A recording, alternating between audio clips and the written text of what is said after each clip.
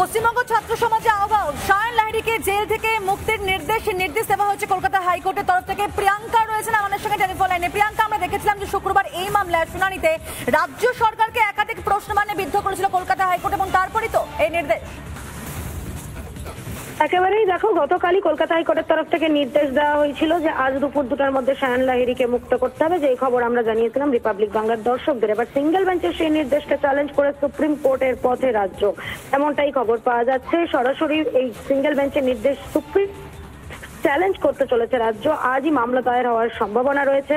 আজ দুপুরের মধ্যে মুক্ত করতে হবে শায়ন লাহিড়ীকে, এমনটাই নির্দেশ দিয়েছিলেন বিচারপতি সিনহা, এবং তারপরেই এই ভাবনা রাজ্যর, এমনটাই খবর পাওয়া যাচ্ছে। কিন্তু ডিভিশন বেঞ্চে ইতিবাচক সাড়া পাওয়া যাবে কিনা তা নিয়ে ইতিমধ্যেই সংশয় তৈরি হয়েছিল, যার ফলে সরাসরি সুপ্রিম কোর্টে যাওয়ার একটি সিদ্ধান্ত নেওয়া হয়েছে। এবং আইন মোতাবেকও এই মুহূর্তে যেই ধরনের মামলা এটা, অর্থাৎ ক্রিমিনাল মামলা, সেই মামলা সুপ্রিম কোর্টেই চ্যালেঞ্জ করা হয় বলে আইনজীবী মহলের একাংশের বক্তব্য। তবে সুপ্রিম কোর্টে মামলা ফাইল হওয়ার পর সেক্ষেত্রে কি উঠে আসে সেদিকে অবশ্যই নজর রাখতে হবে। পিউ, ধন্যবাদ তোমাকে প্রিয়াঙ্কা। আমরা দেখেছিলাম, আমরা শুনেছিলাম যে বিচারপতি যেখানে জানতে চেয়েছিলেন যে শায়ন লাহিড়ী কতটা প্রভাবশালী, তার কি অপরাধের কোনো পূর্ব ইতিহাস আছে কিনা। সবচেয়ে বড় কথা, সন্দীপ ঘোষ আরজি কোর্টের নেতা ছিলেন এবং তাকে হেফাজতে কি নেওয়া হয়েছিল এমনও প্রশ্ন কিন্তু শোনা গিয়েছিল, এবং তারপরে এই নির্দেশিকার সামনে আসে। আমরা নজর রাখবো এদিকে।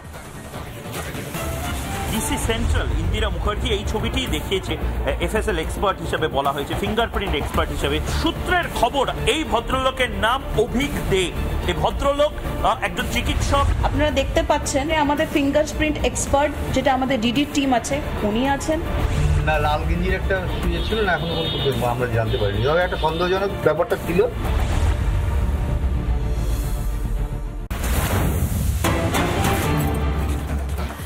আরজি করে দেহ অপব্যবহারের অভিযোগ। আরজি করে মর্গের কর্মীদেরকে জিজ্ঞাসা করছেন সিবিআই আধিকারিকরা, এবং সেখানে তারা পৌঁছে গিয়েছিলেন, তারা সমস্ত কিছু তদন্ত করে দেখেছেন, সেই খবরও দেখিয়েছি ইতিমধ্যে আপনাদেরকে। তবে এই মুহূর্তে কিন্তু আরো একটা নাম সামনে আসছে এবং তার ভূমিকা নজরে পড়ছে, তার সম্পর্কে কিন্তু আমরা বিস্তারিত জানবার চেষ্টা করবো সৈকতের কাছ থেকে। সৈকত, তাহলে সিবিআই নজরে এবার শঙ্কর রাউতের ভূমিকা, তাই তো?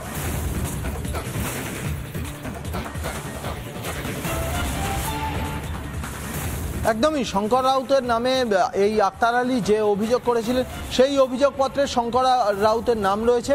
এবারে মর্গ কর্মীদের জিজ্ঞাসাবাদ করে সিবিআই আধিকারিকরা এই শঙ্কর রাউতের নাম পেয়েছে। মূলত যে আরজিকর হসপিটালের যে অভিযোগ, সন্দীপ ঘোষের তত্ত্বাবধানে বা সন্দীপ ঘোষ প্রিন্সিপাল থাকাকালীন যে আনক্লেমড বডিগুলি আসতো, সেই আনক্লেমড বডিগুলি পাচার হয়ে যেত। এক্ষেত্রে এই শঙ্কর রাউতের ভূমিকা কি আছে, আরজিকর হসপিটালে গিয়ে জিজ্ঞাসাবাদ করে সিবিআই যেটা জানতে পেরেছে যে এই যে বডিগুলি আনক্লেমড বডি, সেই বডিগুলির থেকে নাম্বার দেওয়া যে ট্যাগ, সেই ট্যাগগুলি ছিঁড়ে ফেলতো এই শঙ্কর রাউত, এবং তারপরে সেই বডিগুলিকেই পাচার করা হতো। এক্ষেত্রে দুর্নীতির সঙ্গেও জড়িত ছিল। শুধু তাই নয়, এই শঙ্কর রাউতের নামে বায়োমেডিক্যাল ওয়েস্ট বিক্রি করা, সেগুলো দুর্নীতিতেও তার নাম আছে।